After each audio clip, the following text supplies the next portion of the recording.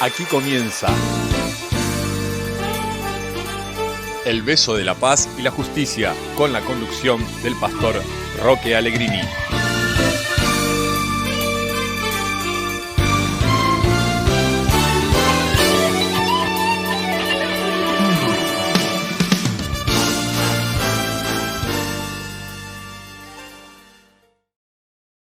Buenas noches, ¿cómo están, queridos amigos? Les saluda el pastor Roque Allegrini, compartiendo con ustedes otra vez reflexiones referidos a nuestra vida y a la palabra de Dios en relación directa con nosotros.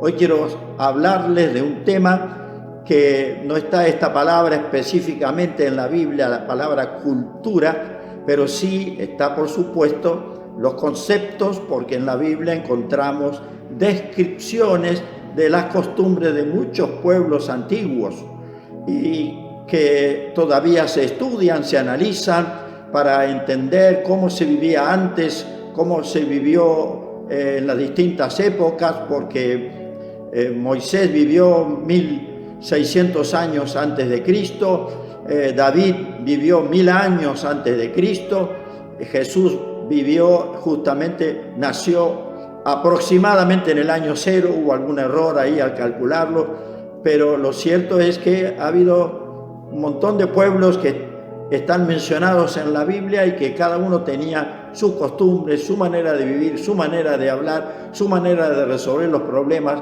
y eso hacía que cada pueblo tuviera su cultura.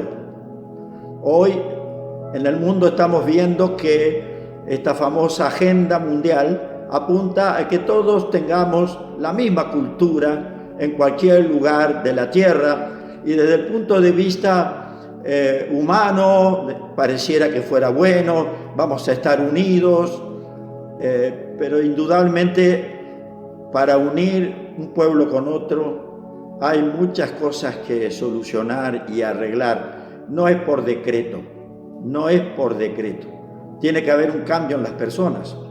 Y este sistema no permite ningún cambio con la voluntad de las personas, sino con imposición.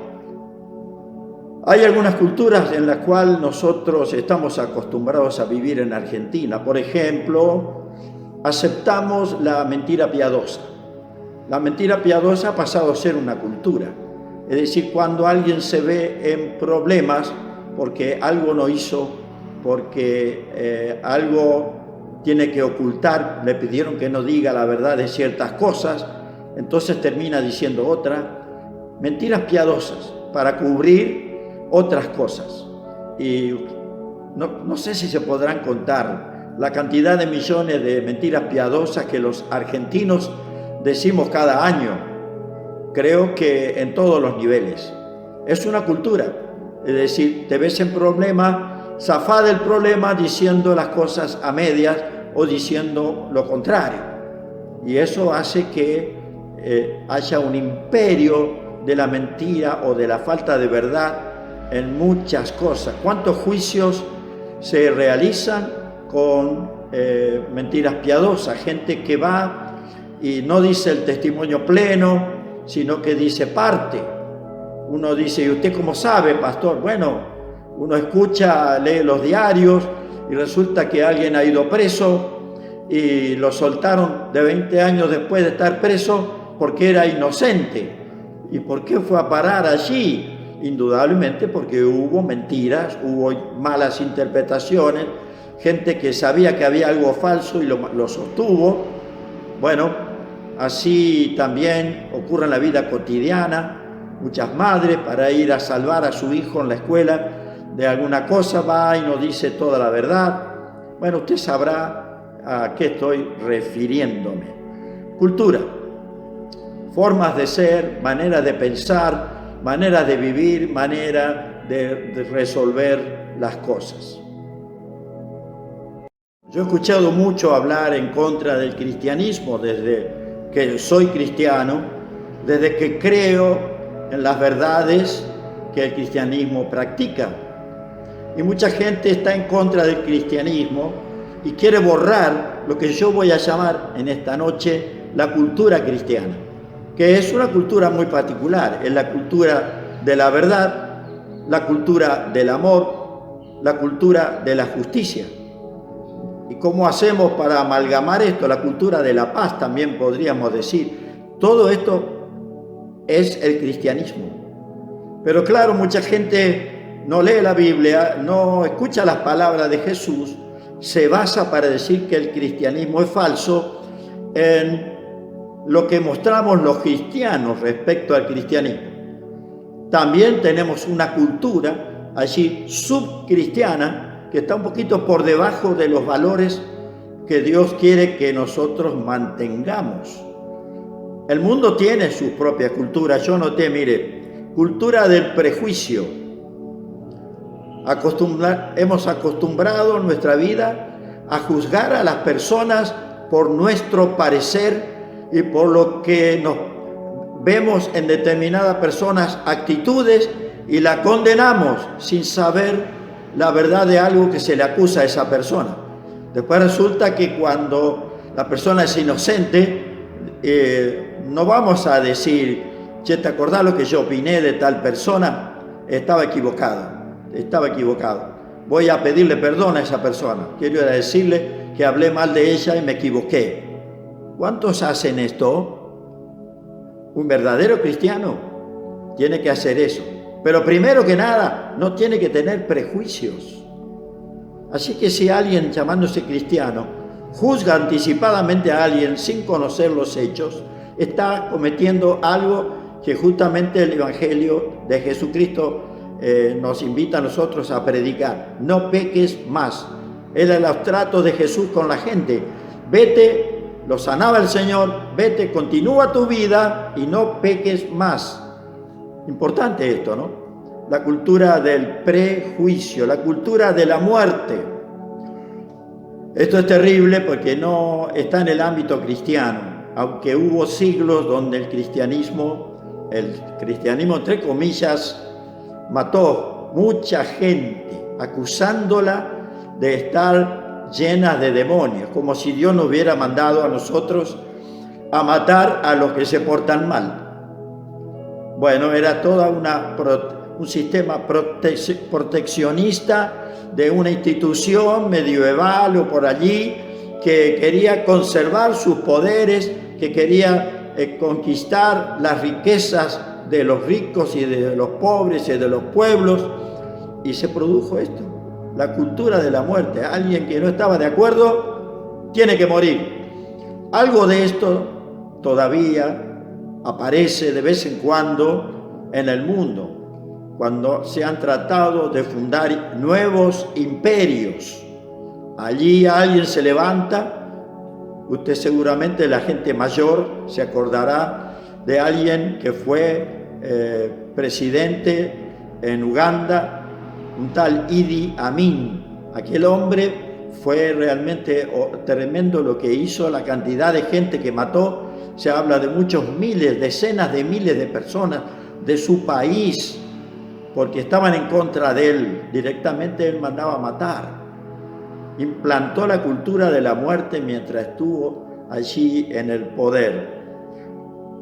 Bueno, podemos hablar de la cultura de la izquierda, la cultura de la derecha, cada cual con sus afirmaciones. No voy a pensar ni voy a juzgar que haya buenas o malas afirmaciones. Lo cierto que digo es que hay un choque frontal y si son verdades, no pueden enfrentar. Las verdades no se enfrentan, caminan juntas. Es decir, algo de mentira hay en ellos. No voy a decir quién para mí tiene. No, simplemente digo, si hubiera verdades similares, estarían juntos y harían el bien por el mundo. Pero indudablemente las verdades que proclaman, las verdades según ellos, no son compatibles la de uno con la del otro. Esto es una situación muy seria. Jesús vino a hablar de cosas muy importantes y yo no voy a defender el cristianismo. El cristianismo tal vez hasta sea una ideología. Yo voy a defender el Evangelio, el reino de Dios. ni siquiera merece defensa, porque nadie va a poder impedir que el reino de Dios se establezca sobre la tierra en un determinado momento, con Cristo volviendo a reinar en esta tierra. Esto está profetizado y todo lo que está aconteciendo va marcando una senda que vamos hacia eso, pero no es a través de una agenda globalista donde todo el mundo tiene que alinearse. Dios no va a alinear naciones, Dios va a alinear voluntades, hombres y mujeres que lo amen y que le sirvan. Y cuando vengan los momentos duros, el Señor se va a encargar de sacarlos momentáneamente de la tierra y volverlos a mandar luego con Jesús. Bueno, a usted le parecerá extraño lo que estoy diciendo. Estudie Apocalipsis. Hay que estudiar Apocalipsis. Si usted es cristiano, exíjale a sus líderes: enséñame Apocalipsis. Quiero entender cómo viene la mano. Ahora, Jesús no manejaba cultura. Jesús estaba sobre la cultura. Dios otorgó al pueblo de Israel los 10 mandamientos, que no tienen que ver con cultura, sino que tienen que ver con la vida que Dios desea para nosotros. Por supuesto, mentir creo que está mal visto en todo el mundo. Mentir para salvar a alguien y condenar a otro no es bueno, y en ninguna parte del mundo esto sucede y es bien visto. El robar. No hay país de la tierra que acepte el robo. No hay país de la tierra que apruebe maltratar a los padres, aunque pareciera que algo de esto hay con la famosa eutanasia, ¿no? Es decir, Jesús se va arriba de esto. Y en su famoso sermón, que le llamamos sermón, pero en realidad era una tremenda enseñanza. Mírelo, le voy a leer algunos versículos que están en Mateo, el Evangelio de Mateo, capítulo 5, por ejemplo, verso 21. Ustedes oyeron que a los antiguos se les dijo: no matarán, y cualquiera que mate será culpable del juicio final o del juicio. Ese es el verso 21. Pero en el 22 Jesús dice: ese pero es un cambio, pero yo os digo que cualquiera que se enoje contra su hermano será culpable de juicio, y cualquiera que diga necio a su hermano será culpable ante el concilio, y cualquiera que le diga fatuo quedará expuesto al infierno de fuego. Se da cuenta que sobre toda cultura humana y sobre toda ley humana, Jesús se pone por arriba. El ofender para Jesucristo lo enseñó a los discípulos, y si usted es cristiano tiene que aprenderlo. Yo trato de comprenderlos todos los días. Enojarse contra un hermano, contra otro ser humano, significa para Jesús lo mismo que matarlo. Y usted dirá: ¿cómo puede ser? Es muy fácil de entenderlo. Mire, usted se enojó con alguien, ¿sabe qué hace inmediatamente? Trata de borrarlo de su cabeza. Es decir, usted lo está matando dentro de usted mismo, no quiere saber más nada de esa persona. Eso es matar. No lo mató físicamente, pero lo mató en su mente. Y Jesús nos lleva a pensar de esta manera. Oyeron ustedes que fue dicho antes: no matarán, pero yo les digo.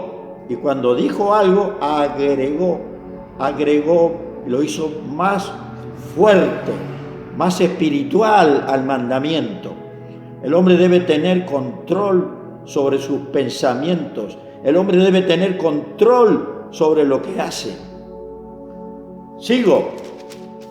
Versículo 27, siempre en el capítulo 5 de Mateo, dice: oísteis que fue dicho: no cometerás adulterio. Ay, acá me meto en un terreno, el adulterio. Pero yo les digo: cualquiera que mira a una mujer para codiciarla, ya cometió adulterio en su corazón. No hace falta que una persona sea descubierta en un motel o se vaya de vacaciones 2 o 3 días diciendo que va a trabajar y se escapa con alguien que no es su esposa. No estoy hablando de eso, estoy diciendo que sin consumar un adulterio, con el solo hecho de mirar y codiciar, Jesús dice, ya adulteraste. Exigente el Señor, ¿eh? Por eso usted analiza el cristianismo, entre comillas, de 20 siglos, y usted dirá, pero entonces nunca hubo cristianismo. Yo le digo, siempre hubo cristianos, hijos de Dios, que no fueron tal vez la mayoría, pero hubo una institución que se llamó iglesia, y que Dios le llamó iglesia, pero en el orden espiritual. Pero está la institución iglesia en el orden humano, con leyes sujetas a las leyes humanas, que ha manejado este tema, y hoy hay iglesias que aceptan todas estas cosas sin problema y sin vergüenza. Usted dirá, pero hay que comprender a las personas. Sí, hay que comprender a las personas, pero hay que llamarle pecado a lo que es pecado. Y los discípulos, cuando Jesús les habló tan fuerte, dijo, pero Señor, ¿quién va a ser salvo así? El tema está en el cambio en el corazón. Hay un cambio que hay que hacer y Dios borra nuestra vida desde el cambio para atrás. Nos hace nuevas personas.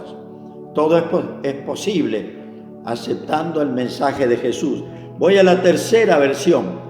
Además, dijo Jesús, ustedes han oído que a los antiguos se les dijo, no mentirán, sino que cumplirán al Señor todos los juramentos que hagan. Pero yo les digo, no juren de ninguna manera, ni por el cielo, porque el cielo es el trono de Dios.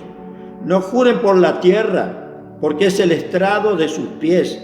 No juren por la ciudad de Jerusalén, porque es la ciudad del gran rey. No jures por tu cabeza para que no la pierdas, porque no podés hacer blanco o negro un solo cabello tuyo.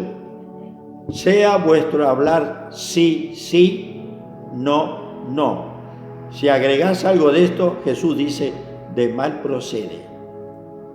Bueno, dígame usted si Jesús no es exigente. Estas son leyes espirituales, porque el único que las puede controlar es la persona misma. Es la persona misma.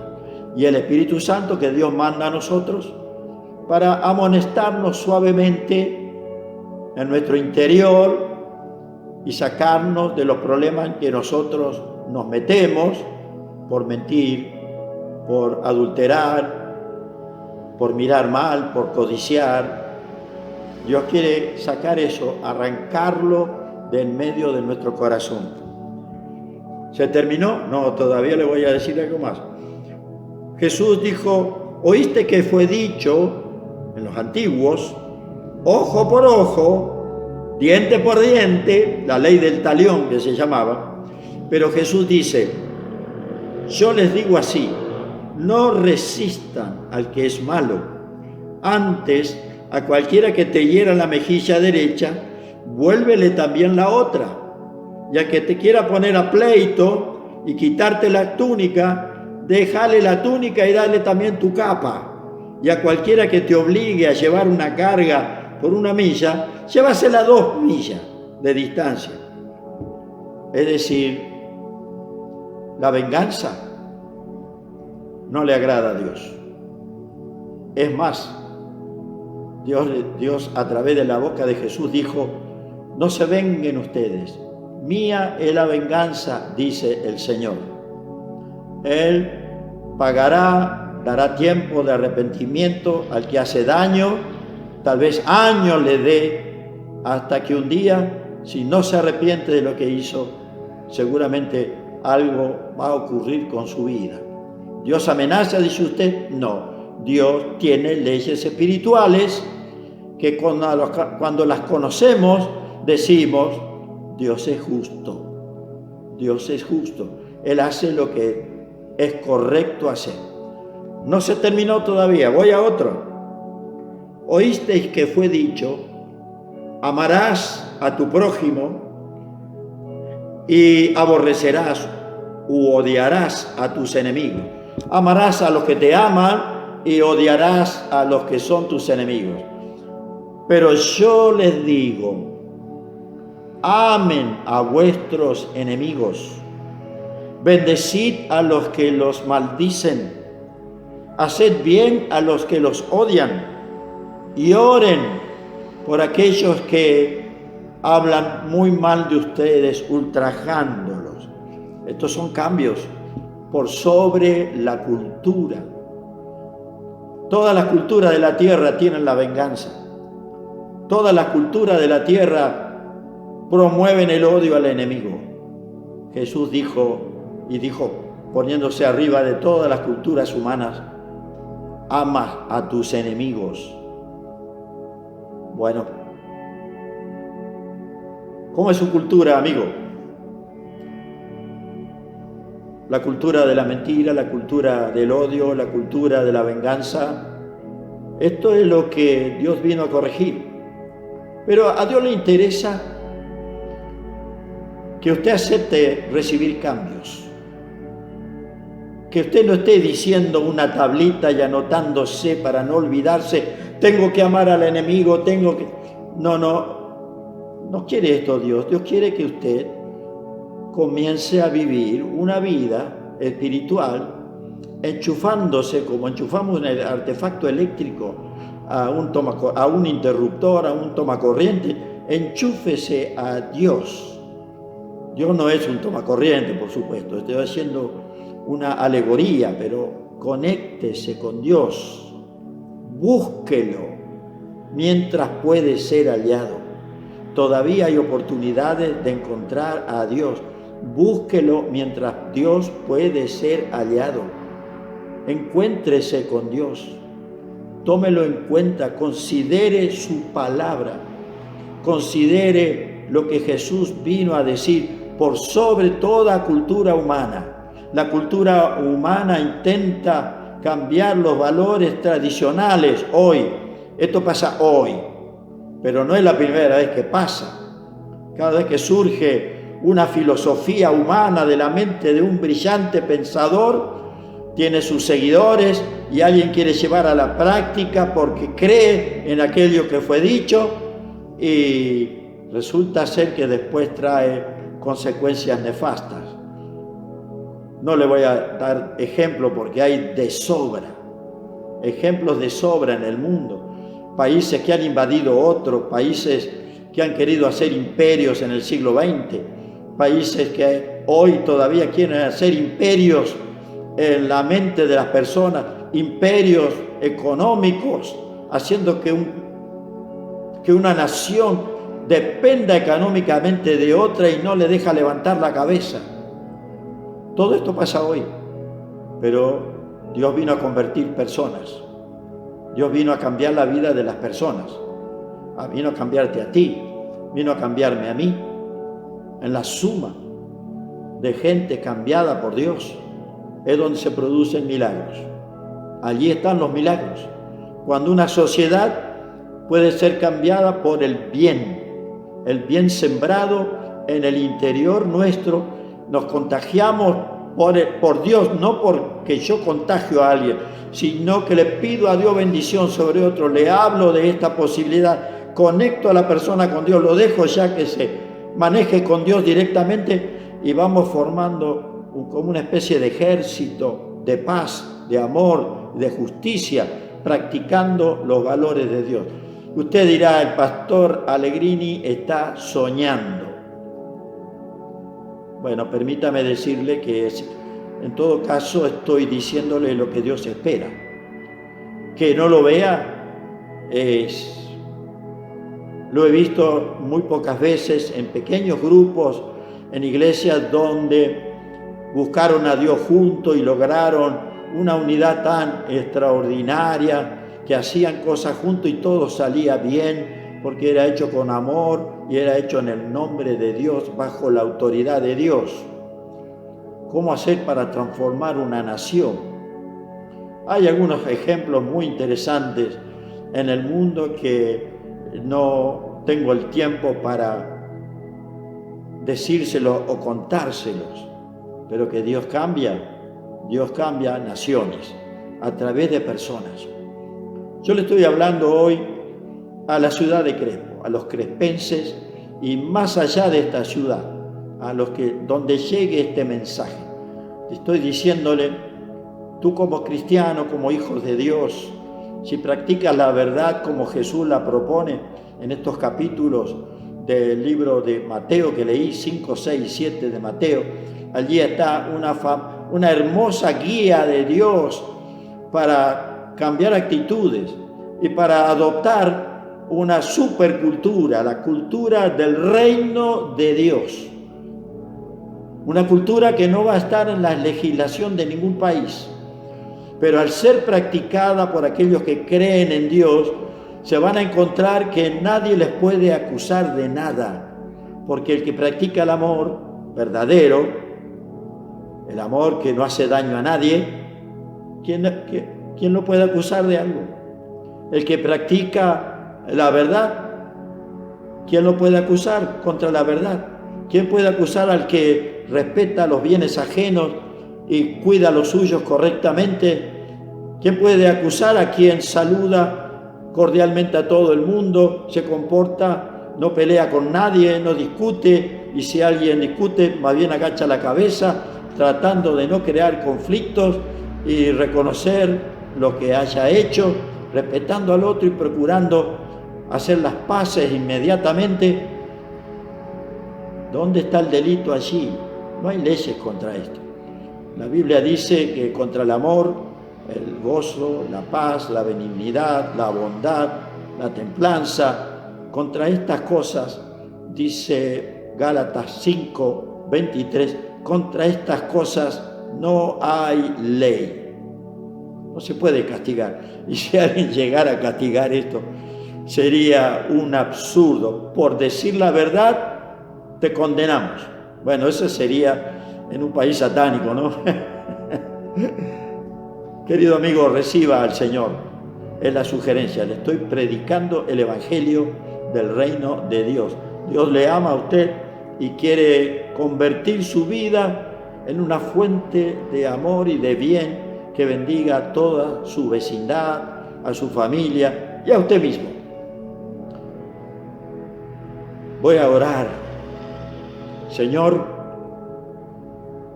mantengo mis ojos abiertos mirando, como digo muchas veces, a través de este objetivo, de esta cámara, mirando a las personas del otro lado. Yo estoy diciéndoles que cambien, Señor, que acepten tus cambios. Por sí solas no van a poder cambiar, pero si se arrepienten de sus pecados y acuden a ti, oh, qué lugar hermoso ese corazón, para que tú lo bendigas y lo transformes. Señor, visita el corazón de aquel que ahora te pide ayuda. Te lo ruego, Señor. Dale vida espiritual a los crespenses. En el nombre de Jesús. Amén. Muy bien, amigos. Ha sido un placer estar con ustedes otra vez. Le bendigo. Y cuando pase por la calle y me vea, salúdeme, quiero conocerlo. Dios le bendiga mucho hasta nuestro próximo encuentro el jueves de la próxima semana.